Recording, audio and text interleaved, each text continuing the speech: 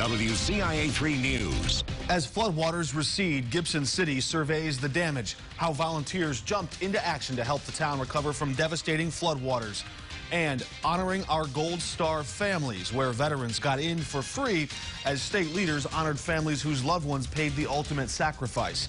And police need your help catching the driver of this car. Hear from the woman struck in that hit and run. You're watching your local news leader. This is WCIA3 News at 9 on X49. So that folks need more help than me. I'm sorry. You're okay. Dozens of people emotional after a long weekend cleaning up in Gibson City. Historic floodwaters surging through the city streets and into basements across buildings there. Good evening. I'm Mark Maxwell. Floodwaters displaced dozens from their homes and shuttered many businesses while people are still working to get back on their feet and get their doors back open. WCIA3's Sarah Lehman visited Gibson City earlier today to talk to folks who aren't quite sure where to go from here. Getting emotional. It'll be all right, Daddy. I got you.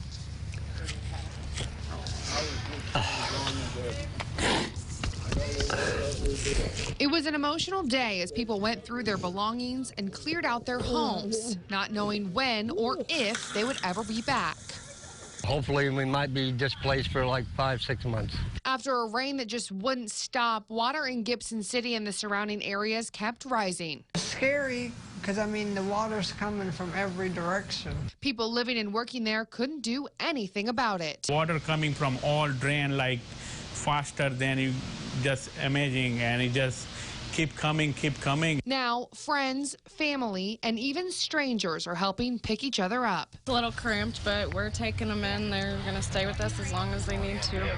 But it's not just the people living here in Gibson City who are coming out to help. People from across the country are rolling up their sleeves, packing up their cars, and traveling hours into town to help these victims. My heart goes out to you guys. Leslie Howard grew up in Ludlow, Illinois, but now lives in Iowa. She knows what it feels like to lose everything. My husband and I, we went through a real bad flood back in 2008. We were one of the people that lost our home and everything that we had in it. That's why she's making the hours-long drive with needed supplies to help. We just want to, lend a hand to where we can, and this is the way we can. We show our support and our love to the community. That was Sarah Lehman reporting there. The Gibson City Bible Church set up a supply center handing out garbage bags, soap, and toothpaste. Residents who need supplies to clean up can stop by to pick them up there. They're also accepting donations like bottled water and cleaning buckets. The response from the region so far overwhelming. It's been an amazing thing to watch. Pray for the people of Gibson City. Some people have lost everything. It's put some people in some very difficult circumstances. Pray for us. Thanks for that. Whatever help people can give. We're very appreciative, very thankful, and we're doing well, but we can stand to help. People from several towns across the area sent donations to the church there, some even offering help from hundreds of miles away. As volunteers clean up the mess, the American Legion is keeping hungry workers fed in Gibson City. The Lee Lowry Post 568 of the American Legion stepped up to provide hot meals, and several local restaurants pitched in to help feed first responders, victims, and volunteers. I hope it's comforting, to give them a little break. Give them a little comfort because I know they're hurting. American Legion plans to serve free lunch or dinner through Friday as those cleanup efforts continue.